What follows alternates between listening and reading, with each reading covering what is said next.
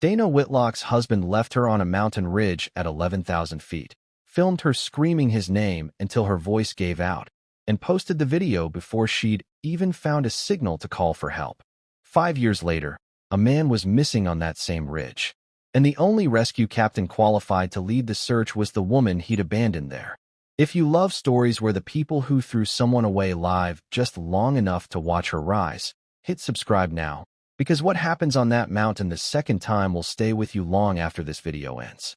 Marcus Whitlock told her it would be a surprise for their anniversary. A cabin, a private trailhead, 12 miles into the backcountry of the Bitterroot Range. Dana had packed for 2 nights, trusting the man she'd married 8 years earlier. She hadn't noticed his brothers, Deacon and Toby, following in a second truck a half-mile back, cameras already rolling.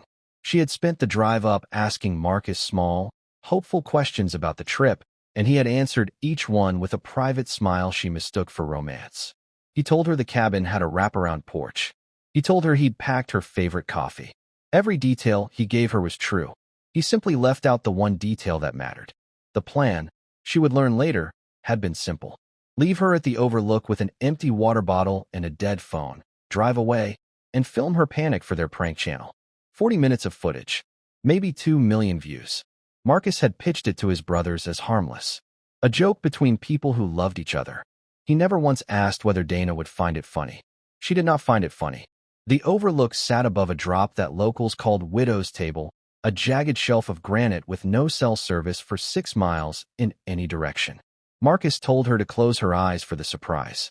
When she opened them, the truck was already 30 yards away, Deacon leaning out the window with his phone raised, Toby laughing so hard he could barely hold the wheel steady. "Happy anniversary, babe," Marcus shouted. "Channel's gonna love this one." Dana ran after the truck until her lungs burned and the dirt road curved out of sight. She stood alone at 11,000 feet in hiking boots and a light jacket, with no food, no water beyond what remained in her bottle, and no way to call anyone. The temperature at that elevation would drop below freezing after dark. Marcus knew this. He had researched it for the video description. Sawyer didn't ask her to repeat it. He didn't ask if she was joking, or check the horizon for a truck that might come circling back with cameras rolling.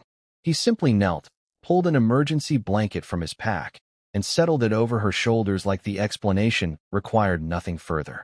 He radioed the ranger station, gave her water from his own supply, and started the long walk back toward the trailhead with her. He didn't touch her without asking.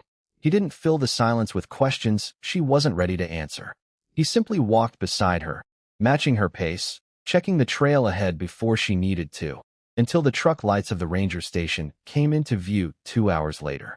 The video, uploaded that same afternoon by Deacon, already had 400,000 views by the time she reached cell signal. The caption read, "She'll thank us later." Classic prank. The comments beneath it were split cleanly in two. Half praised the brothers for their nerve, calling Dana a good sport for going along with the bit. The other half asked, with increasing unease, why nobody in the video ever confirmed she had a way to get home. She never thanked them. Dana spent one night in the ranger station's guest quarters before deciding what came next. The room was small, a cot and a space heater and a window looking out on nothing but dark tree line, and she lay awake most of the night running the math of her own life. Marcus's family had never once, in 8 years, made room for the version of her that got angry. She had shrunk herself around that absence for so long, she had nearly forgotten there was another way to stand. She called her cousin Renata, who managed a lodge on the far side of Lake Tavernier, 3 hours west. Renata didn't ask questions. She said the same 6 words Dana would remember for the rest of her life. "Come now. I'll hold the door." Dana left before dawn, riding out with a supply truck headed to the lodge for a delivery. She didn't call Marcus. She didn't watch the video again. She left her old phone charging on the nightstand of the ranger station, a message from Marcus glowing on the screen that she never opened. The supply driver, an older man named Curtis who hauled produce twice a week between the two towns, didn't ask why a woman with no luggage was riding shotgun before sunrise. He handed her his own coffee thermos somewhere around the second hour and let the radio fill the silence. By the time Marcus and his brothers drove back to the overlook that evening, laughing about the footage, expecting to find his wife exactly where they'd left her, Dana Whitlock was already 90 miles away, watching the sun set over a lake she'd never seen before, beginning to breathe for what felt like the first time in years.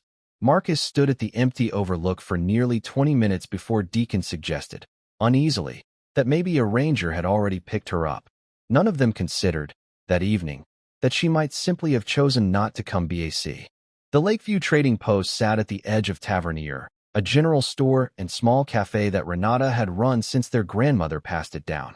Dana started behind the counter the following week, going by her maiden name, Dana Ashworth, telling curious locals only that she was starting over.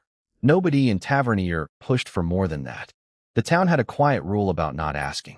Her first days behind the register were clumsy.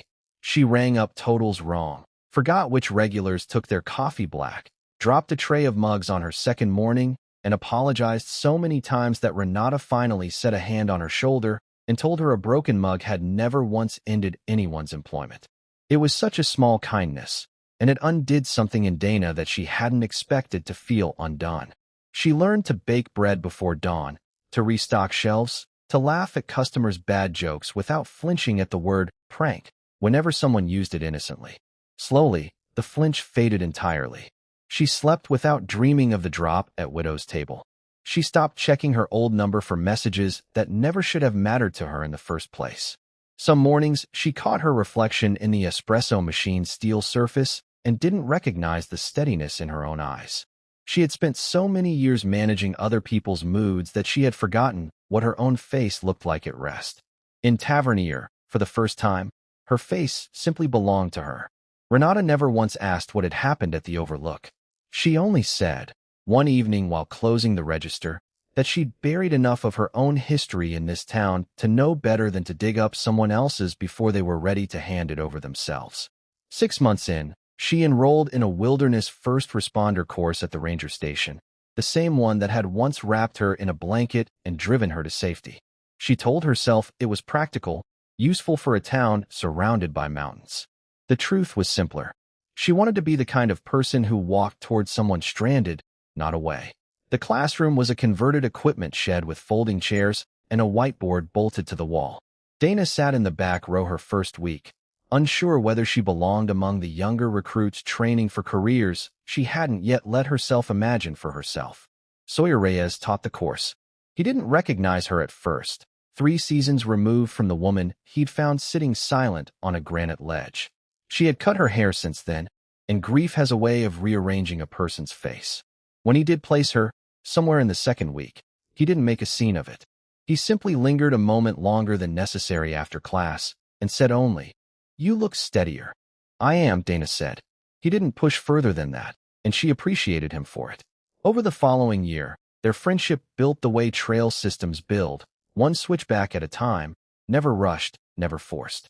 He taught her how to read weather rolling in off distant ridgelines, how to splint a fracture with materials found on a trail, how to stay calm on a radio when the person on the other end was panicking. Sawyer had left a search and rescue unit in Colorado after a mission that still visited him some nights, a call that had ended without the outcome anyone on his team had trained for.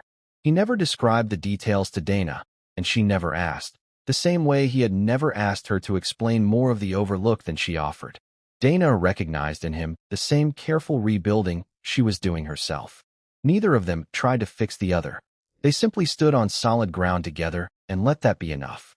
2 years after the Overlook, Dana earned her technical rescue certification, passing a field exam that required her to locate and stabilize a simulated victim on a rock face in under 40 minutes. She finished with 6 to spare. 3 years after, she was named assistant team lead for the Tavernier County Search and Rescue Unit, the first woman to hold the role in the unit's history. For years after, Sawyer asked her to marry him on the same ridge where the weather station stood, the one place that had quietly changed the direction of her entire life. He didn't plan a surprise. He told her exactly where they were going and why, 3 days in advance, because he had learned, without ever being told the full story, that Dana needed to walk toward things with her eyes open. If a stranger's kindness has ever changed the course of your life the way Sawyer's changed Dana's, drop a comment and tell that story. And if you want more stories about the moment someone stops waiting to be rescued and becomes the rescuer, subscribe now. Because Marcus Whitlock's world was about to collapse exactly the way he'd built it to collapse for someone else. The Whitlock prank channel had grown into something larger than Marcus ever expected. Deacon and Toby ran it full-time now, chasing bigger stunts, higher elevations, longer drops, always searching for the video that would finally break past 10 million views. Marcus stayed behind the camera more often these days, uneasy in ways he never said aloud, though the money kept him quiet. The channel's growth had come at a cost neither brother tracked closely. Comment sections that once cheered the pranks now carried a steady undercurrent of criticism, viewers asking pointed questions about consent, about safety, about what happened to the people left stranded once the cameras stopped rolling. Deacon dismissed the criticism as jealousy. Toby, privately, had begun to wonder. 5 years to the week after the overlook, the three brothers returned to the Bitterroot Range for an anniversary stunt of their own. A follow-up video capitalizing on renewed interest after a true crime podcast had resurfaced the original clip and asked, on air, whatever happened to the woman in the footage. Toby planned to hike alone to Widow's Table at dusk, stage a dramatic rescue call, and film his brothers arriving to save him for views. The stunt required no actual danger. That was the plan, at least, until Toby lost the trail in fading light, took a wrong fork above the granite shelf, and went silent on his radio 40 minutes after his scheduled check-in. Deacon waited 20 additional minutes before panic outpaced pride, and he made the call neither brother had ever imagined making for real. The call came into Tavernier County Search and Rescue at 9:14 that night. A hiker overdue near Widow's Table, last known position matching almost exactly the coordinates burned into Dana's memory for 5 years. Sawyer read the coordinates aloud from the dispatch sheet, and Dana felt the old cold settle into her chest before he even finished the sentence. That's the overlook, she said. You don't have to lead this one, Sawyer told her. I can take it. I do have to lead this one, Dana said. Nobody knows that terrain better than I do. I learned it the hard way. She assembled her team within 20 minutes, checking gear, assigning positions, running through the route from memory before anyone had unfolded a map. As assistant lead, the mission was hers to run, and she ran it with the same steady clarity that had carried her off that ridge alone 5 years earlier. She didn't yet know the missing hiker's name. She only knew the mountain, and the mountain, this time, was hers to command. The hike up was slower than she wanted, headlamps cutting narrow cones through a darkness thickened by cloud cover rolling in off the west ridge. Dana called the pace, called the checkpoints, kept her team moving with a calm authority none of the younger members had seen tested under real pressure before. Somewhere past the second-mile marker, she recognized the exact bend in the trail where the truck had once disappeared from view, and she did not slow down. They found Toby Whitlock just after midnight, huddled against a boulder 800 feet below the marked trail, one ankle badly sprained, his phone dead, his voice raw from shouting into terrain that swallowed sound whole. He was shaking from cold and shock when Dana's headlamp found him in the dark. He didn't recognize her at first, disoriented and exhausted, her face partly shadowed behind the headlamp's glare. Then her voice reached him, calm and clipped, giving instructions to her team, and something in it pulled a memory loose. Dana, he said. Dana Whitlock. Ashworth now, she said, checking his pulse, wrapping his ankle with practiced hands. Hold still. You're the rescue captain? Tonight, yes. Stop talking and let me work. Toby went quiet, watching the woman his family had once left screaming into this exact darkness now kneeling beside him, steady and unshaken, doing the job that had once been left undone for her. He didn't say another word until they reached the trailhead 3 hours later, the sky slowly graying toward dawn above the tree line. Marcus was waiting at the command post when the rescue team walked out of the tree line just before dawn, his brother stretchered between two team members, alive and stable. He'd spent the night pacing, calling every 20 minutes for updates, watching his own hands shake in a way the cameras had never captured. When he saw Dana step out of the dark in her rescue uniform, headlamp still on, radio clipped to her chest, he went completely still. Dana, he said, you're here. You saved him. I did my job, she said, not slowing her pace toward the ambulance. I don't understand. You're a rescue captain now. I learned how to survive a mountain you left me on, Dana said. It turns out that skill has other uses. Marcus opened his mouth to speak again, but no words came. Deacon, standing beside him, lowered the phone he'd instinctively raised, camera still off, for the first time in 5 years choosing not to record. Toby's rescue reignited public interest in the original Overlook video almost overnight. A local news outlet ran the story of a woman abandoned on a mountain by her husband for content, now leading the very rescue unit that saved his brother's life 5 years later.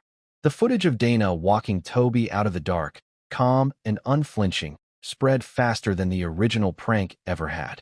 Sponsors who had quietly funded the Whitlock prank channel for years began dropping the brand within days. A resurfaced clip of Dana's panicked run after the truck, paired with new interviews from other people the brothers had targeted for views, painted a pattern too consistent to dismiss as harmless comedy. 2 additional former targets came forward publicly, describing stunts that had left them stranded, humiliated, or genuinely endangered for footage the brothers had profited from for years. The channel that had once celebrated Dana's worst night as entertainment was suspended within the month, its history of stunts now under formal review by county prosecutors examining reckless endangerment. Marcus found her one final time at the Lakeview Trading Post, 3 weeks after the rescue. He stood at the counter a long moment before speaking, the confidence that once filled a room now entirely gone from his posture. "I wanted to say thank you," he said. "For Toby. You didn't have to help him. He was a person in danger," Dana said. "That was never a question. I also wanted to say I'm sorry. 5 years too late, I know." Dana studied him, the man she had once trusted completely, now standing small in the doorway of the life she'd built without him. She felt, searching herself for it, none of the old fear. Only a quiet, settled distance, the kind that comes from having already survived the worst thing a person can do to you. "I don't need your apology to keep living," she said. "I already proved I could survive without one." Marcus nodded, eyes down, and turned toward the door. Before he reached it, she added one more thing, not out of cruelty, but because it was simply, finally, true. "I hope you learn what it costs someone to be left behind. I hope you never do it again." Toby's ankle healed within 8 weeks, though the limp lingered longer than the doctors expected, a small permanent reminder of the night his family's habits nearly cost him more than a punchline. The channel did not heal at all. Deacon and Toby faced county charges related to 2 prior stunts that had caused verified physical harm to participants who never consented to the risk involved. Both received probation, restitution, and a permanent ban from monetizing content involving unconsenting participants, a ruling covered by 3 regional news outlets as a landmark case for prank content accountability. Marcus kept none of the channel's assets. What remained of the brand dissolved within the year, its history reduced to a cautionary case study cited in articles about the human cost behind viral content. He moved out of state quietly, taking a job that required no camera and no audience, the kind of ordinary work he had once found beneath him. Dana married Sawyer the following spring, on the ridge above Widow's Table, surrounded by the search and rescue team that had become her second family. She wore hiking boots under her dress. Nobody filmed it for a channel. Nobody needed to. Renata gave a short, unpolished toast that made half the guests cry, ending simply with the words she'd said 5 years earlier. "I told her I'd hold the door." Sawyer's vows were shorter still, a promise to keep matching her pace for as long as she'd let him. She still leads rescues on that mountain today. She has personally guided 11 people off that ridge alive, each one a small, quiet answer to the night nobody came for her. She keeps a single photograph on her office wall at the ranger station, not of her wedding, not of any award, but of the exact granite overlook where a stranger once knelt beside her with a blanket and asked nothing in return. It reminds her, some mornings, exactly how far a person can walk back from being left behind. Thank you for staying with this story all the way to the end. If Dana's journey from abandoned to unshakable moved you, subscribe for more stories like this one, and tell me in the comments, what's the moment someone in your life stopped waiting to be saved and became the one doing the saving?